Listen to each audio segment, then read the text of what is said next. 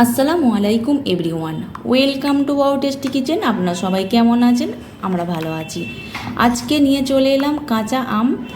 যদি পড়ে থেকে যদি পেকে যায় তাহলে এই রকম জুস বা শরবত বানিয়ে নিতে পারবেন। সেই রেসিপি নিয়ে আজকে আপনাদের কাছে চলে এলাম। আশা করি আমার রেসিপিটি আপনাদের কাছে অনেক ভালো লাগবে।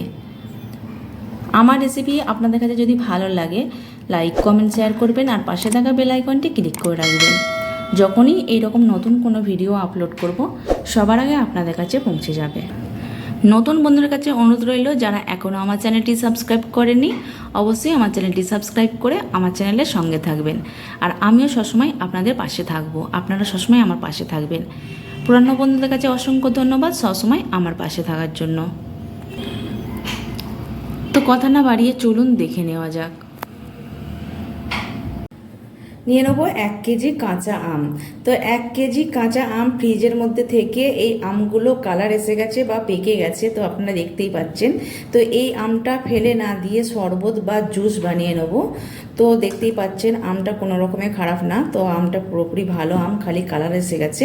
আর যেহেতু এই আমটা চাটনি করা যাবে না বা কোনো ডাল করা যাবে না, সেই কারণে এই আমটা দিয়ে আমি আজকে জুস বানিয়ে দেখাবো। তো জুসটা কীভাবে বানাচ্ছি চলুন দেখে নেওয়া যাক। তো প্রথমে আমি এই মিক্সার মগটা নিয়ে নেব আর এই মগের মধ্যে দিয়ে দেবো। তো আমি যেহেতু এখানে 1 কেজি আম আছে, তো আমি অল্প অল্প করে দিয়ে এই আমটাকে আমি পেস্ট বানিয়ে নেব। তো আমি এই পরিমাণ দিলাম। এই 1 কেজি আমটাকে আমি 3 বার পেস্ট করে নেব। তো প্রথমে দিয়ে দিচ্ছি চিনি। মিষ্টিটা আপনারা আপনাদের টেস্ট অনুযায়ী দিয়ে নেবেন। তো আমি এখানে চিনিটা হয়তো একটু বেশি দিয়ে দেবো, কারণ প্রথমে আমি চিনিটা একটু বেশি দিয়ে দেবো, তারপর আরও তো আম পেস্ট করতে হবে, তখন আমি একটু কম দিয়ে নেবো। তো মিষ্টিটা আপনারা আপনাদের টেস্ট অনুযায়ী দিয়ে নেবেন। দিয়ে দেবো বিট লবণ, দিয়ে দেবো পানি। তো আমি 1 কাপ পানি দিয়ে দেবো। ঢাকনা বন্ধ করে দিয়ে পেস্ট করে নেব। তো আমি এই পাত্রটাই আমি ছেঁকে নেবো। তো আমি এই ছাঁকনিটা নিয়ে নেব। তো আমি এইরকম করে পেস্ট করে নিয়েছি।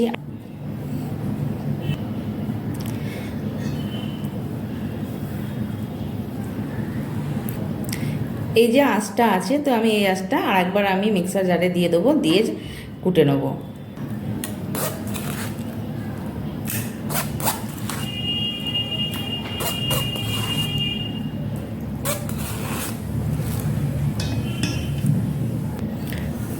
এটা আমি একটু সাইডে সরিয়ে রাখছি।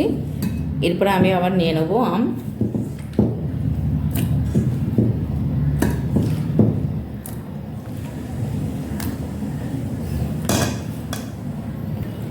তো দিয়ে দেবো চিনি। তো দিয়ে দিলাম বিট লবণ। তো চিনি আর বিট লবণ আমি এই দুটো জায়গায় দিয়ে দিলাম। আর তৃতীয়বারে যে আমি আমটাকে পেস্ট করে নেবো তখন চিনি আর লবণটা দেবো না। তবে আমি একবার টেস্ট করে দেখে নেবো, যদি লাগে তো দিয়ে নেবো। তো আমি এখন একটু পানি দিয়ে পেস্ট করে নেবো। তো আমি 1 কাপ পানি দিয়ে দিচ্ছি, দিয়ে পেস্ট করে নেবো। সব আমটা আমি কুটে নিয়েছি। আমি ছেঁকে নিচ্ছি। এখানে কিন্তু একটু যে রেগুলার যে লবণ, সেই লবণ একটু দিয়ে নেব।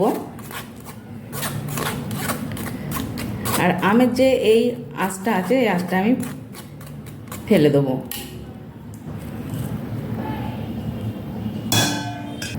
আমি একটু রেগুলার লবণ দিয়ে দেব, ঘরোয়া যে লবণ সেই লবণটা দিয়ে দিলাম, দিয়ে খুব ভালো করে মিশিয়ে নেব।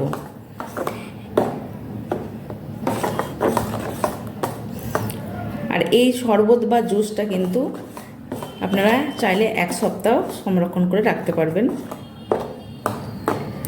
তা আপনারা যদি চান তো আর একটু পানি দিয়ে নিতে পারেন।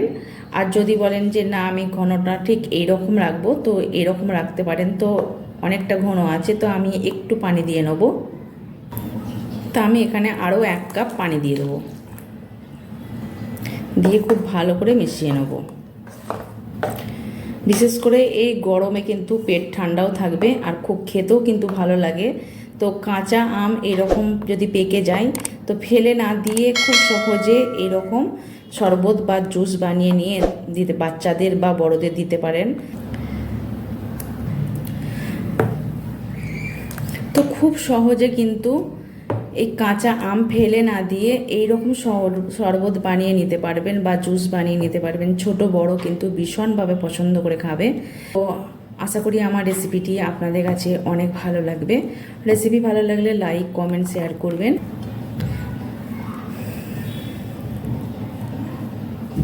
তো পরিবেশন করে আমি দেখাবো।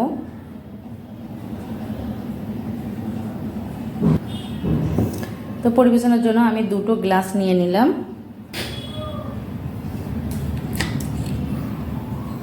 তো আমি প্রথমে বরফ দিয়ে দেবো।